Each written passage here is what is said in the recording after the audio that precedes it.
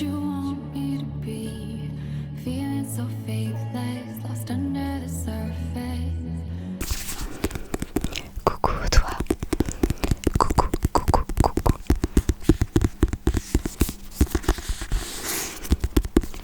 J'espère que tu vas bien. Moi ça va très bien.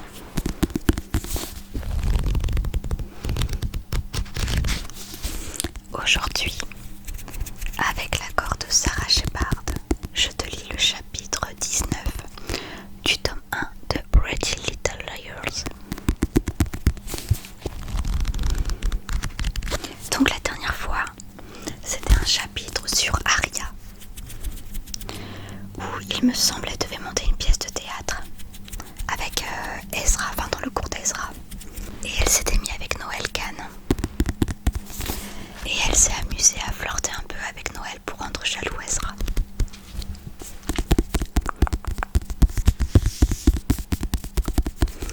Et il me semble qu'à la fin ça a un peu fonctionné, puisque je crois qu'il les a regardés.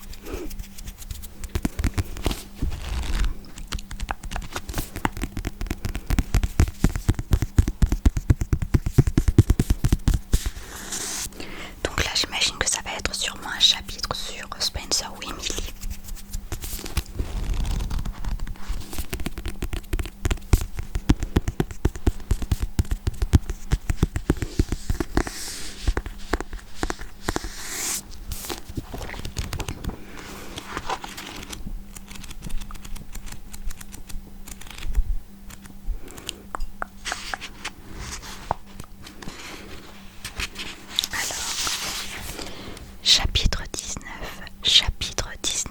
Chapitre 19.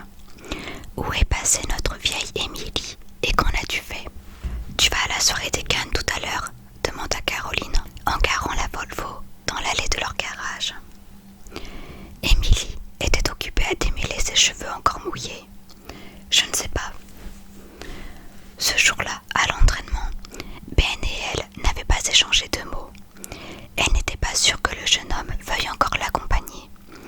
Et toi? Je ne sais pas non plus, répondit sa sœur. J'irai peut-être juste manger un bout chez Applebee's avec Topher. Hésiter entre une soirée sensationnelle et un steak chez Applebee's, c'était du Caroline tout craché.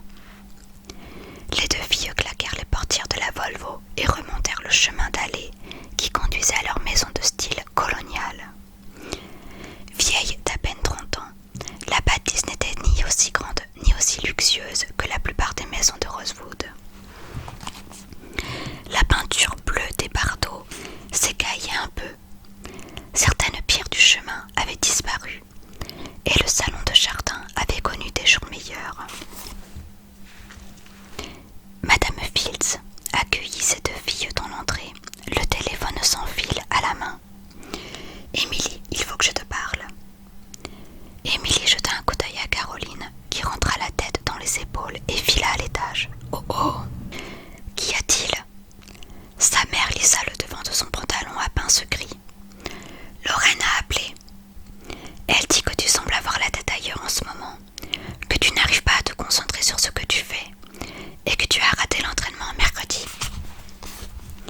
Émilie déglutit. « Il a fallu que je donne des cours de soutien d'espagnol à des élèves de ma classe. » C'est ce que m'a dit Caroline. « C'est pourquoi j'ai appelé mademoiselle Hernandez, » annonça sa mère. Émilie fixa le bout de ses vannes vertes.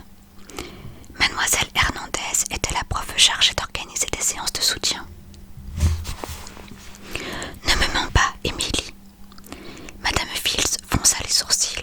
« Où étais-tu » Émilie entra dans la cuisine et se laissa tomber sur une chaise. Sa mère était quelqu'un de rationnel. Elle pouvait lui parler de ses doutes. Elle tripota la boucle en argent qui ornait le haut de son oreille.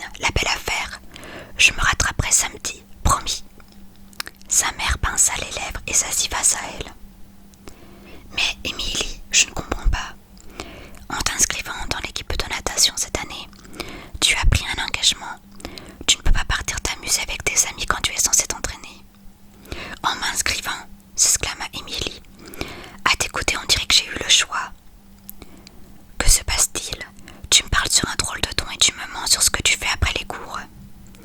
Sa mère secoua la tête. C'est la première fois que ça t'arrive. Maman, Émilie s'interrompit. Tout à coup, elle se sentait très lasse. Elle avait envie de dire que non, ça n'était pas la première fois. De toute sa petite bande de 5e, elle était la plus sage. Mais ça ne l'avait pas empêchée de faire un tas de choses dont sa mère n'avait jamais rien su. Comme son piercing au cartilage ou sa participation à l'affaire Jenna. Elle avait d'abord cru que la disparition d'Ali était sa faute, une sorte de punition divine pour avoir secrètement désobéi à ses parents. Depuis, elle tentait de se conduire en fille modèle pour conjurer le sort. « Je voudrais juste savoir ce qui t'arrive », insista Madame Fields. Émilie posa ses mains sur le set de table posé devant elle.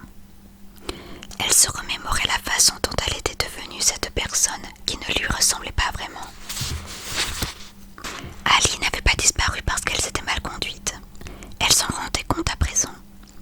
Et de la même façon qu'elle ne supporterait pas de se faire peloter toute la soirée par Ben sur un canapé qui grattait. Elle ne s'imaginait pas passer ces 2 dernières années de lycée et les 4 ans de fac qui suivraient à barboter dans une piscine plusieurs heures par jour. Pourquoi ne pouvait-elle pas simplement être elle-même? Son temps serait-il vraiment plus mal employé à étudier ou, que Dieu lui pardonne, à s'amuser pour changer un peu? « Tu veux savoir ce qui m'arrive ?» commença-t-elle en repoussant ses cheveux en arrière. Elle prit une profonde inspiration. « Je ne pense pas vouloir continuer la natation. » Un tic nerveux fit cligner l'œil droit de Madame Fields. Ses lèvres s'entr'ouvrirent légèrement. Puis elle pivota vers le frigo et fixa tous les aimants en forme de poulet qui recouvraient la porte. Elle se tut un moment, mais Émilie vit ses épaules trembler. Enfin, elle vit de nouveau face à sa fille.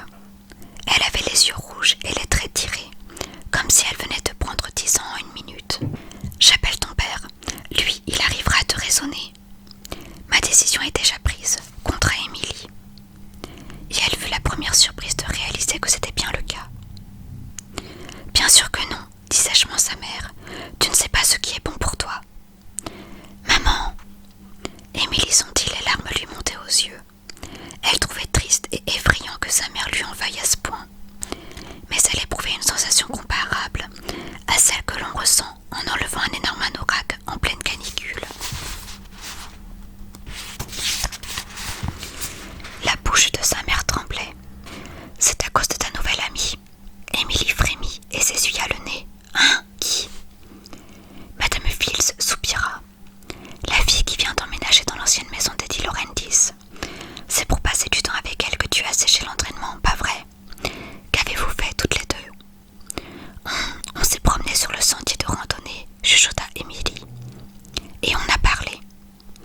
Sa mère baissa les yeux. « Je n'aime pas beaucoup ce genre de fille. »« Quoi ?» Émilie fixa sa mère sans comprendre. Elle savait, mais comment? Elle n'avait même pas rencontré Maya. Était-il possible de deviner ces choses-là rien qu'en regardant une personne? Maya est très gentille, parvint à balbutier Émilie. J'ai oublié de te le dire, mais elle a adoré tes brownies. Elle te remercie.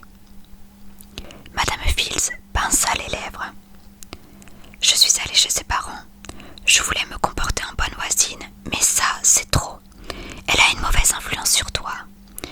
Je ne... S'il te plaît, Émilie, coupa sa mère. Les protestations de la jeune fille s'étranglèrent dans sa gorge. Madame Fields soupira. Il y a trop de différences culturelles entre vous. Je ne vois vraiment pas ce que tu lui trouves. Vous n'avez rien en commun. Et qui sait d'où viennent ses parents? Qui sait le genre de vie qu'ils mènent? Pardon. Émilie fixa sa mère abasourdie. D'après ce qu'elle avait compris, le père de Maya était ingénieur et sa mère infirmière. Son frère, en terminale à l'externat de Rosewood, était un prodige du tennis. Leurs parents lui faisaient constater